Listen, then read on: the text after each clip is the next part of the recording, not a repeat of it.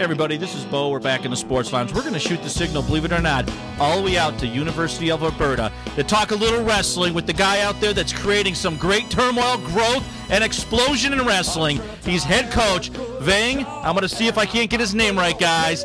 Ioannides. How you doing, Coach? I'm doing real good, thanks, Bo. How you doing? Good, Coach. Coach, you are doing something that a lot of wrestling programs in the United States isn't. You've incorporated very significantly the ladies in your program.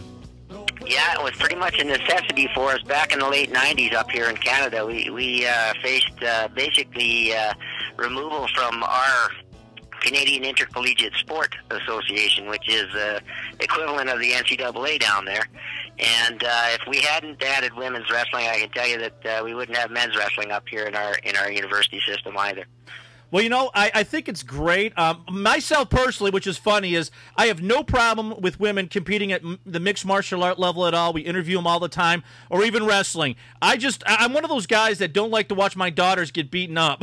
And I don't blame you. I'm not convinced the day my daughter comes home and says, "Dad, I want to wrestle competitively." I'm not sure I'm going to be all that excited about it. But the reality is, for whatever reason, the sport is drawing, women, and not the type of women that the stereotype leads to. It's not the butch, tough girl, tomboy girls necessarily. Quite a few of the girls are, the princesses and whatnot. But they're tough and they want to wrestle, and we want to give them the opportunity. Well, the nice thing too is I've actually done a pretty good job apparently with my sons. My oldest son wrestles in high school, and he went to one of the big meets, and there was quite a few young ladies that were wrestling. Well, I was expecting my son to say something funny, but he actually goes, "Dad, I would have got involved in wrestling earlier if I knew the girls were so hot in wrestling." So, well, and I think that that's the truth. And I know that we hit the same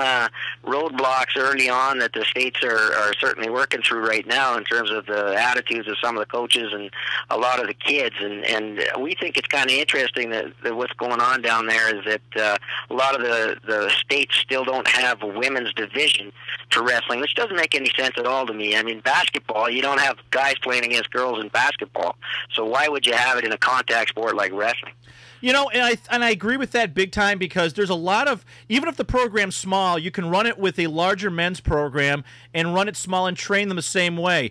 I can understand it in one standpoint, and then I don't understand it in another point. And because, we're an internet show, we can be a little non-PC here, and we can, voice our opinion in certain areas. But this one, I would like to see, after the growth of mixed martial arts, because be honest with you, on the show, some of the most popular segments we have are women pro fighters, by far. By far none. They are one of the most successful on our show.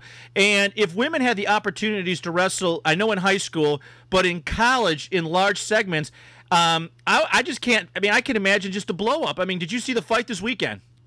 No, I didn't get a chance to see it. I was off camping, unfortunately. Oh. But I read a little bit, so I'm excited to try and get a chance to watch it on the internet here. So